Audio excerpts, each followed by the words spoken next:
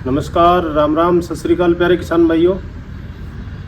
YouTube channel किसान पाठशाला में सभी किसान भाइयों का स्वागत है। किसान भाइयों, रबी फसलों के अंतर्गत आज इस वीडियो में सरसों फसल के बारे में बात करेंगे। किसान भाइयों, सरसों फसल की बात करें तो बहुत ही कम लागत में होने वाली रबी फसल है।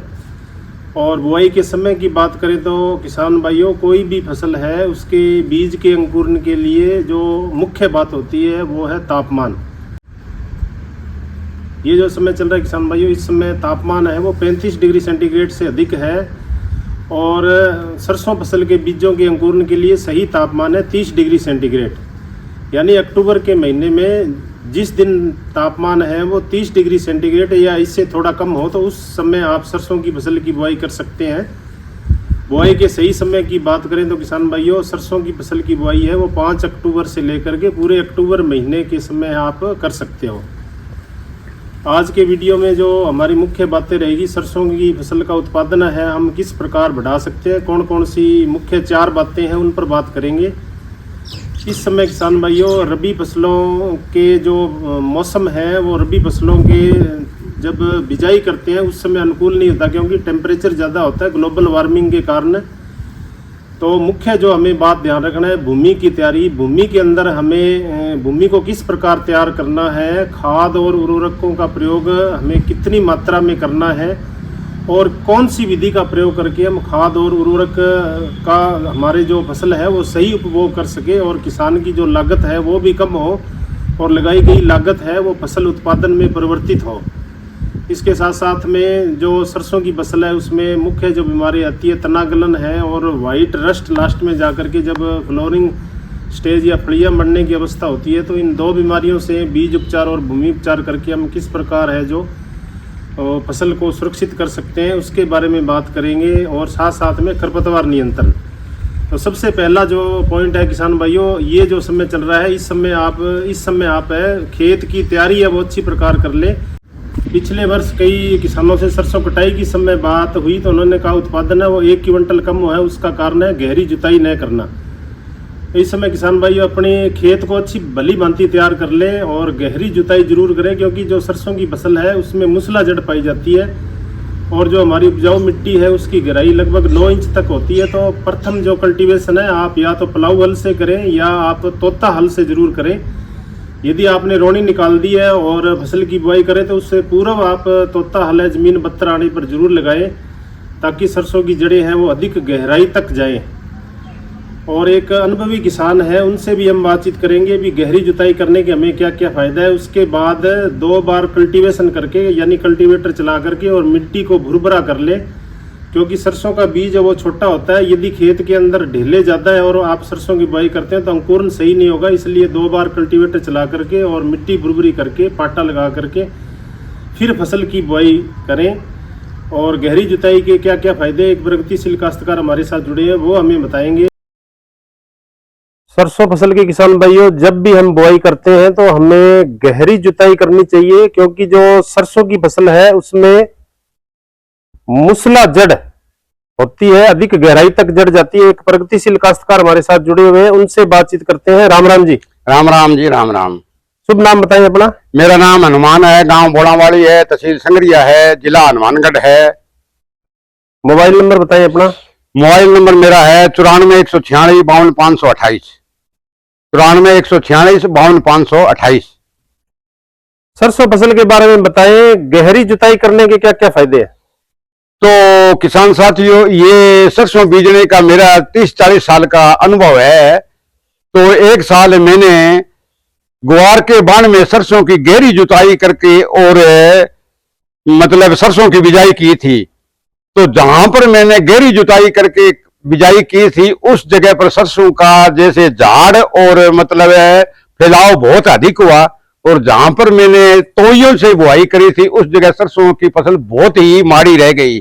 तो पिछले साल भी मैंने ऐसी गलती करी थी कि मैंने हड़ों से जमीन की बुआई नहीं की, तो मुझे सरसों की फसल में बहुत ही उत्पादन में लॉस हुआ। तो इसलिए मैं सभी किसान भाइयों से निवेदन करता हूं कि अगर प्लाऊ नहीं चला सको तो अच्छा गहरा जितना ट्रैक्टर आपका खींच सकता है उतने गहरे जमीन में लगा करके और बुआई करके ही सरसों की बुआई करें। आपका कहने का मतलब है इसकी जड़ गहरी जाती है, इसलिए यदि किसान भाई ने रोनी भी निकाल दी फिर भी तोता हल जरूर चलाए। अगर आप सूखे में तोता हल नहीं चला सको तो आप रोनी आने लगाने के बाद, बत्तर आने के बाद में तोतों हलों से रेजकों की बुआई करें और फिर सरसों की बुआई करें तो आपके उत्पादन में बहुत ही फायदा होगा। क्योंकि सरसों की जड़ जो लंबी होती है और अधिक नीचे तक जाकर और जमीन से पोषक तत्वों की पूर्ति करती है।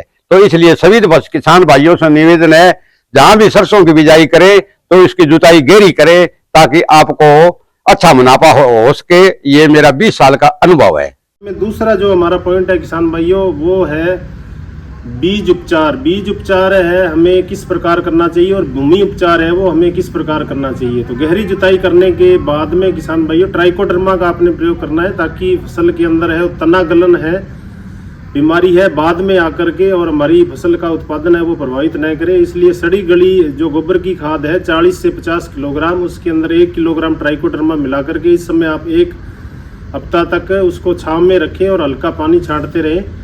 उसके बाद में जैसे आप सिंचाई करते हो तो उसके बाद में इसको समान मात्रा से पूरे खेत में बिखेर दें। उसके बाद कल्टीवेशन करके और फसल की बुआई करें तो हमें तना गलन है उससे ट्राइकोडर्मा डालने से राहत मिलेगी। और अन्य जो रोग आते हैं सरसों की फसल में, जैसे सफ़ेद रोली रोग है, इस रोग से बचने के लिए हमें बीज उपचार जो है और साथ में फसल है जब 15 से 20 दिनों की होती है तो रस चूसने वाले कीट है, झारा है या एफिडाइन का अटैक हो जाता है तो उसका हम नियंत्रण किस प्रकार करेंगे। व्हाइट रस से बचने के लिए किसान भाइयों आप मैंकोजेब प्लस मेटालेक्सिल 35 SD आता है, 6 ग्राम दवा है वो किसान भाइयों आपको 1 किलो बीज के साथ लगानी है। उसके बाद में इमिडाक्लोप्रिड दवा ले सकते हो या थायोमेक्ताजाम। बढ़िया रिजल्ट के लिए 70% इमिडाक्लोप्रिड आती है गाउचो के नाम से। 3 ml गाढ़ी दवा होती है, थोड़े से पानी में मिक्स करके 3 ml प्रति किलो बीज के हिसाब से आप बीज उपचार कर लेते हो तो लगभग 1 माह तक रस चूसने वाले कीटों से हमें जो सुरक्षा मिलती है।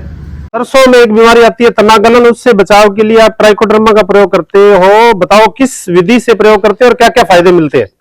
देखो, सरसों के अंदर ट्राइकोडर्मा डालने का बहुत ही गहरा महत्व है। जो सरसों के अंदर जड़ गलन, तना गलन है, जो पकती भगत जो तने सूखती है, इसका मुख्य कारण ये है ट्राइकोडर्मा नहीं डालना।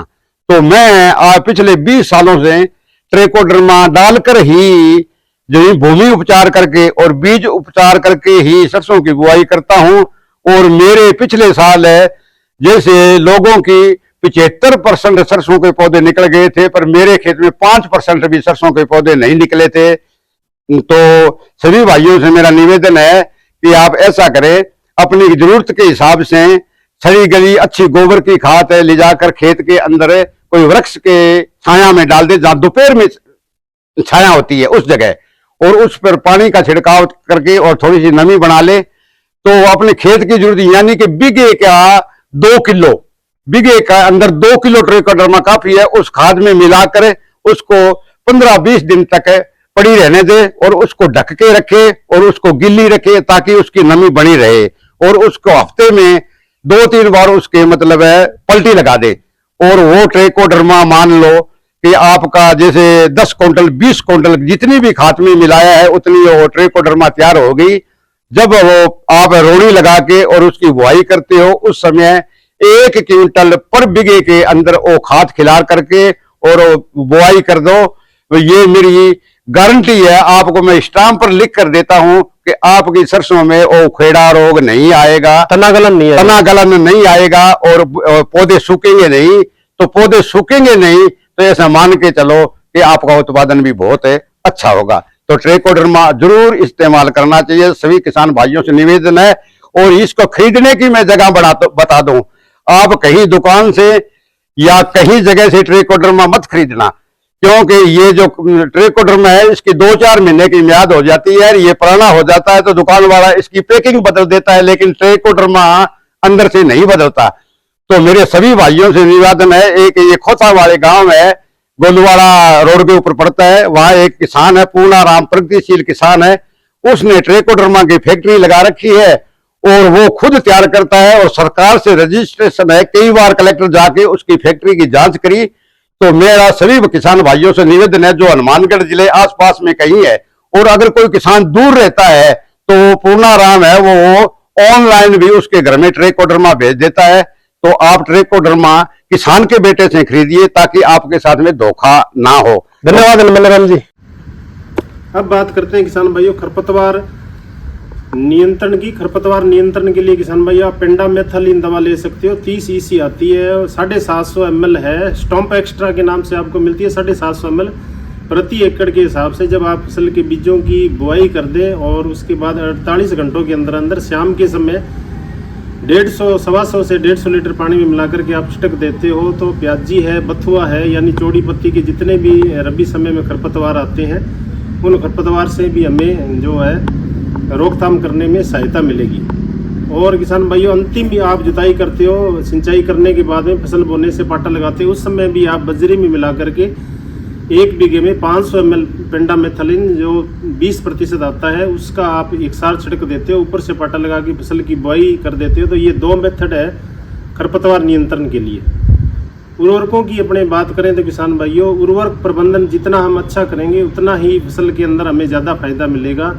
उर्वरक के लिए किसान भाइयों आप DAP और SSP का प्रयोग कर सकते हो, लेकिन सरसों की फसल में अच्छे उत्पादन के लिए आप SSP का प्रयोग कर सकते हो। 62 किलोग्राम SSP है, 15 किलोग्राम यूरिया आपको किसान भाइयों खेत के अंदर छिंटा नहीं लगाना है। इसका सही उपभोग हो सुपर का, यानी इसमें कैल्शियम भी होता है, जड़ की वृद्धि अच्छी होता है, सल्फर है जो तेल की मात्रा को बढ़ाता है, साथ साथ में फास्फोरस है वो भी जड़ों की वृद्धि करता है। तो आप इसको कणक बिजाई वाली मशीन से है बिजाई करनी है। लगभग किसान भाइयों 5 से 6 इंच गहरा आपने बुआई करनी है। और सरसों का बीज है वो आपको लगभग 1.5 से 2 इंच गहरा बोना है, यानी आपका जो बीज है सरसों का और उर्वरक आपने जो बिजाई किया है उसके बीच में 4 से लेकर 6 सेंटीमीटर का गैप होना चाहिए।